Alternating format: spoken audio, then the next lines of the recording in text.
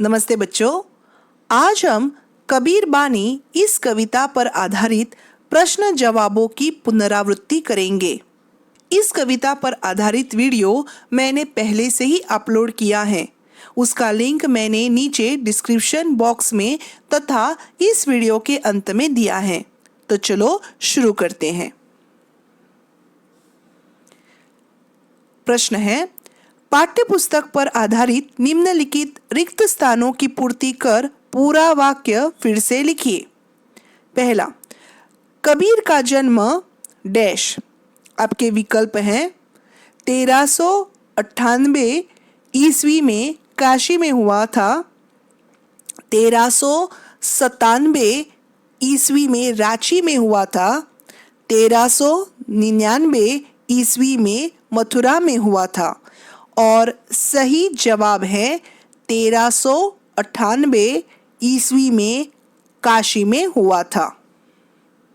कबीर बानी यह डैश कबीर की कविता है, कबीर का गीत है, कबीर के चुने हुए कुछ दोहों का संग्रह है और सही जवाब है कबीर के चुने हुए कुछ दोहों का संग्रह है। कबीर बानी के माध्यम से संत कबीरदास जी डैश आपके विकल्प हैं, वाचकों को ज्ञानोपदेश दे रहे हैं, वाचकों को कविता सुना रहे हैं, वाचकों को कहानी सुना रहे हैं और सही जवाब है वाचकों को ज्ञानोपदेश दे रहे हैं। आगे बढ़ते हैं।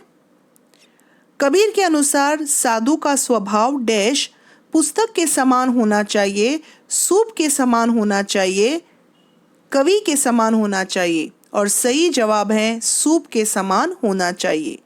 सार सार को गही रहे, थोता देई उड़ाए।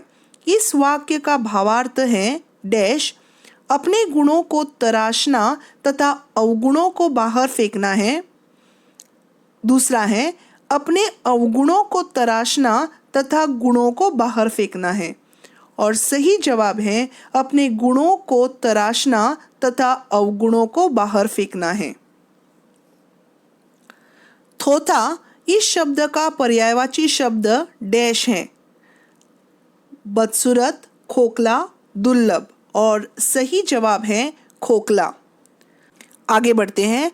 सुमिरन इस शब्द का पर्यायवाची शब्द डैश है। आपके विकल्प हैं स्मरण, दूसरा विस्मरण और सही जवाब है स्मरण। उलीचिए इस शब्द का पर्यायवाची शब्द डैश है। आपके विकल्प हैं पकड़ना, फेंकना, गिरना और सही जवाब है फेंकना। आगे बढ़ते हैं।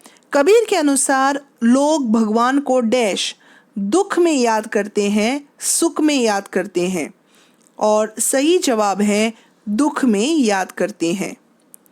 इंसान को दुख कब नहीं होगा? विकल्प है जब वह भगवान को सुख में भी याद करेगा, दूसरा जब वह भगवान को दुख में भी याद करेगा और सही जवाब है जब वह भगवान को सुख में भी याद करेगा। आगे है, कबीर किसकी खोज में निकल पड़े? आपके विकल्प हैं अच्छे व्यक्ति के, बुरे व्यक्ति के और सही जवाब है बुरे व्यक्ति के। बुरे व्यक्ति को खोजने की तलाश कहाँ जाकर खत्म हुई? कबीर पर जाकर खत्म हुई, बुरा व्यक्ति मिलने के बाद खत्म हुई। सही जवाब है कबीर पर जाकर खत्म हुई। तोको इस शब्द का पर्यायवाची शब्द डैश है, मुझे, तुझे। सही जवाब है तुझे। खजूर के पेड़ के माध्यम से कवि हमें क्या समझाना चाहता है? आपके विकल्प हैं हमारा बड़प्पन दूसरों को नीचा दिखाने में है, दूसरा हमारा बड़प्पन दूसरों की सहायता करने में है और सही जवाब है हमारा बड़प्पन दूसरों की सहायता करने में है। आगे बढ़ते हैं। कोई इस शब्द का पर्यायवाची शब्द डैश है। आपके विकल्प हैं वही, कोई और सही जवाब है कोई। घर में दाम बढ़ने पर डैश सज्जन व्यक्ति को दान करना चाहिए, सज्जन व्यक्ति को मौज मस्ती करनी चाहिए। सही जवाब है सज्जन व्यक्ति को दान करना चाहिए। बोया पेड़ बबूल का आम कहाँ से खाए।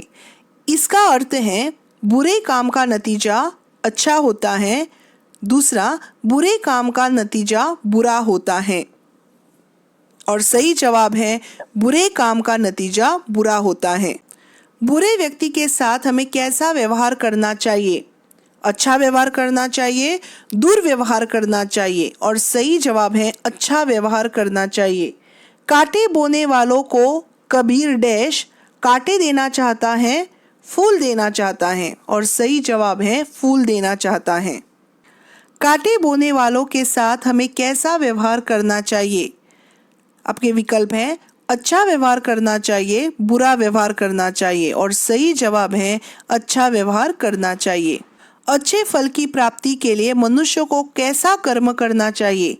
अच्छा कर्म करना चाहिए, बुरा कर्म करना चाहिए। और सही जवाब है अच्छा कर्म करना चाहिए। कबीर किस व्यक्ति को ज्ञानी नहीं मानता है।